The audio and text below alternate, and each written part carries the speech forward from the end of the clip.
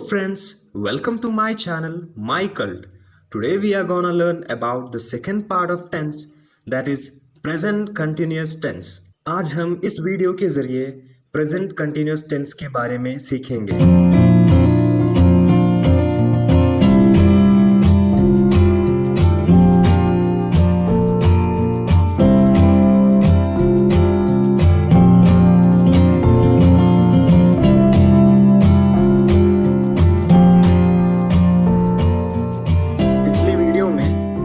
से बताया था कि सिंगुलर क्या होता है, प्लूरल क्या होता है, फर्स्ट पर्सन क्या होता है, सेकंड पर्सन क्या होता है और थर्ड पर्सन क्या होता है। और आपसे ये भी कहा था कि आपको ये सब याद रखना होगा कि मैं या आई कहाँ पर आता है, वो सिंगुलर है या प्लूरल है, फर्स्ट पर्सन में आता है या सेकंड पर्सन में आता है, थर्ड पर्सन में आता है।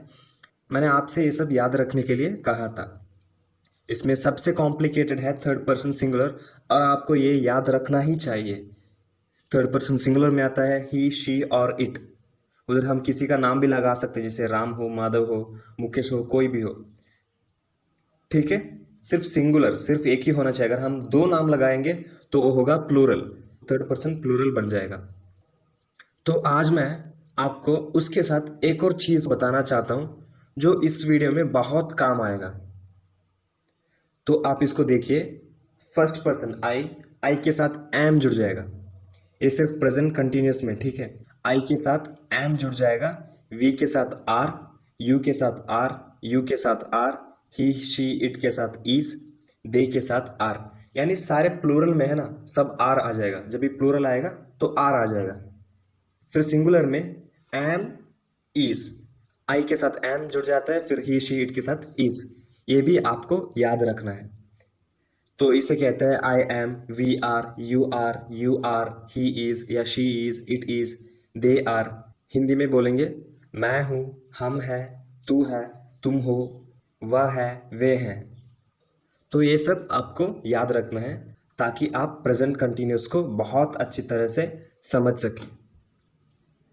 अभी हम formation of present continuous tense देखेंगे। प्रेजेंट कंटिन्यूस टेंस को कैसे बनाते हैं अभी हम ये देखेंगे। तो पहले हमें सब्जेक्ट लगाना होगा, उसके बाद ऑक्सिलरी वर्ब लगाना होगा।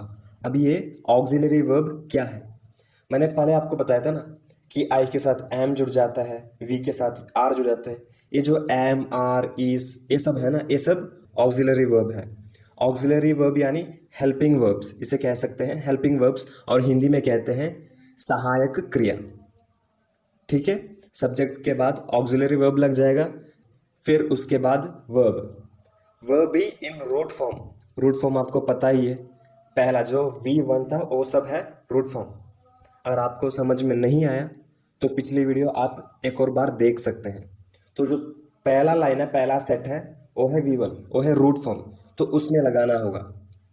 और उसके साथ वर्ब के साथ हमें ING जोड़ना है। वर्ब के साथ हमें ING जोड़ना है, जैसे कम के साथ ING, कमिंग, गो के साथ ING, गोइंग।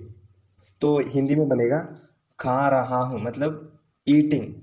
तो आप इधर एक एग्जाम्पल देख सकते हैं, वी आर प्लेइंग।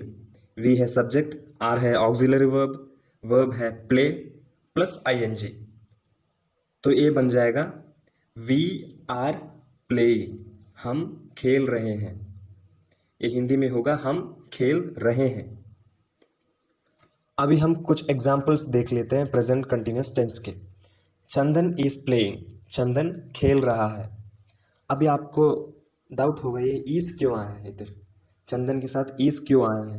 मैंने आपसे पहले बताया था थर्ड पर्सन सिंगुलर में किसी का नाम भी आ सकता है। ईज थर्ड पर्सन सिंगुलर के साथ आता है और चंदन थर्ड पर्सन सिंगुलर है। I am talking with my mother, मैं अपनी माता के साथ बातें कर रहा हूँ। इधर एम क्यों आया, क्योंकि आई के साथ एम आता है। यू आर स्लीपिंग, तुम सो रहे हो या तू सो रहा है। इधर यू के साथ आर आया है, क्योंकि आपको पता ही है जब यू आता है आर आता है, चाहे वो यू सिंगुलर में हो या प्लूरल में हो। Sonu and Monu are dancing, Sonu और मोनू नाच रहे हैं। इधर आर क्यों आया, सोनू तो थर्ड पर्सन सिंगुलर है और मोनू भी थर्ड पर्सन सिंगुलर है, तो इस आना चाहिए ना। मगर इस नहीं, इधर आर आएगा, क्योंकि सोनू और मोनू अब ये एक वचन नहीं है, ये प्लूरल हो गया है, इसलिए यहाँ पर आर आ गया है। शी इज राइटिंग, वह लिख रही है। इधर आपको पता ही है इस क्यों आया, क्योंकि शी जो है थर्ड पर्सन सिंगुलर है।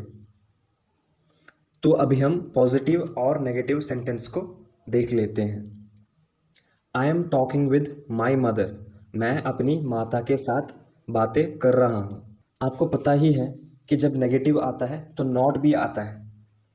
तो हमारा क्वेश्चन ये है, इस नॉट को कहाँ पर लगाना है, इस नॉट को कहाँ पर लगाना है। इसे हमें ऑक्सिलरी वर्ब के बाद यानी हेल्पिंग वर्ब के बाद और वर्ब के पहले यानी क्रिया के पहले लगाना चाहिए। मतलब इन दोनों के बीच में हमें नॉट को लगाना चाहिए, तब ये जो सेंटेंस है वो सही हो जाएगा। जैसे कि आई am not talking with my mother, मैं अपनी माता के साथ बातें नहीं कर रहा हूँ। अभी हम पॉजिटिव एंड नेगेटिव सेंटेंसेस के कुछ एग्जाम्पल्स देख लेते हैं। I am going to school, मैं स्कूल जा रहा हूँ। I am not going to school, मैं स्कूल नहीं जा रहा हूँ। वी आर ईटिंग, हम खा रहे हैं। वी आर नॉट ईटिंग, हम नहीं खा रहे हैं या हम खा नहीं रहे हैं। यू आर जोकिंग, तुम मजाक कर रहे हो। यू आर नॉट जोकिंग, तुम मजाक नहीं कर रहे हो या तुम मजाक कर नहीं रहे हो, कुछ भी लगा सकते हैं। ही इज़ लाफिंग, वह हंस रहा है। ही इज़ नॉट लाफिंग, वह हंस नहीं रहा है। Ram and Mohan are playing, Ram और मोहन खेल रहे हैं। Ram and Mohan are not playing, Ram और मोहन खेल नहीं रहे हैं। अभी हम इंट्रोगेटिव सेंटेंसेस को देख लेते हैं। इंट्रोगेटिव सेंटेंसेस यानी प्रश्नवाचक वाक्य।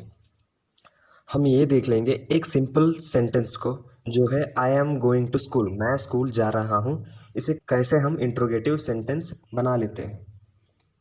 उसके लिए हमें एम क्या है, एम है ऑक्सिलरी वर्ब यानी हेल्पिंग वर्ब, सहायक क्रिया। उसे हमें सब्जेक्ट के पहले लगाना होगा, उसे हमें सबसे पहले लगाना होगा, तब ये जो सेंटेंस है वो इंट्रोगेटिव सेंटेंस में बदल जाएगा। हमें ये बात भी ध्यान रखना चाहिए कि अंत में हमें क्वेश्चन मार्क भी लगाना होगा। तो ये जो सेंटेंस बन जाएगा, am I going to school, क्या मैं स्कूल जा रहा हूँ।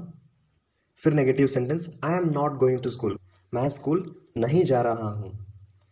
इसमें हमें एम नोट को एमेंट भी बोल सकते हैं, उसे सब्जेक्ट के पहले लगाना होगा। जैसे हम पहली वाली सेंटेंस में एम को पहले लगाए थे, इसमें एम नॉट को आई के पहले लगाना यानी सब्जेक्ट के पहले लगाना है। तो ये सेंटेंस बन जाएगा, am not I going to school, क्या मैं स्कूल जा नहीं रहा हूँ। अभी हम कुछ इंट्रोगेटिव सेंटेंसेस को देख लेते हैं। एम आई डांसिंग, क्या मैं नाच रहा हूँ। आरंट यू गोइंग, क्या तुम जा नहीं रहे हो। इज ही लिसनिंग, क्या वह सुन रहा है। इजंट मुकेश प्लेइंग, क्या मुकेश खेल नहीं रहा है। Are Ravi and Sachin talking, क्या रवि और सचिन बातें कर रहे हैं। अभी हम सबसे last users of simple present tense को भी देख लेते हैं। It is used to indicate an action which is still going on at the time of speaking. उसकी इस्तेमाल हम तब करते हैं जब हमें उस एक्शन के बारे में बताना हो जो अभी भी चल रहा है। कमल इज राइटिंग, कमल लिख रहा है, वो जो है वो अभी भी लिख रहा है। चिल्ड्रन आर प्लेइंग, आपको इधर लग रहा होगा चिल्ड्रन आर प्लेइंग क्यों है, इधर तो चिल्ड्रन इज प्लेइंग होना चाहिए ना, क्योंकि चिल्ड्रन तो सिंगुलर है, मगर नहीं है, चिल्ड्रन जो है प्लूरल है। इधर चिल्ड्रंस नहीं आता है, इसका सिंगुलर होता है चाइल्ड यानी बच्चा, चिल्ड्रन होता है बच्चे, तो बच्चे खेल रहे हैं। तो हम इसकी सेकेंड यूज देख लेते हैं। To indicate an action which is expected to take place. It is used to indicate an action which is expected to take place. हम उसकी इस्तेमाल तब करते हैं जब हमें उस इंसिडेंट को दर्शाना हो जो हमें पता है कि फ्यूचर में होगा। जैसे the school is opening tomorrow, कल स्कूल खुल रहा है। हम यहाँ पर फ्यूचर टेंस की इस्तेमाल नहीं करेंगे, प्रेजेंट कंटिन्यूस टेंस की ही इस्तेमाल करेंगे। It is used for referring to a definite plan in future. हमें जब पता है कि हम फ्यूचर में या कोई भी कार खरीदेंगे या कुछ घर खरीदेंगे, तो हम उसे प्रेजेंट कंटिन्यूस में बता सकते हैं। जैसे कि Akash is buying a computer next month. Akash अगले महीने एक कंप्यूटर खरीद रहा है। तो इस हालत में हम प्रेजेंट कंटिन्यूस के इस्तेमाल कर सकते हैं, ना कि कोई फ्यूचर टेंस के। Thank you friends for watching. अगर आपको वीडियो अच्छा लगा तो ज़रूर लाइक कर देना यार, और कमेंट भी कर देना, ताकि मैं और ऐसी ही वीडियो लगाते रहूँ। Keep supporting me.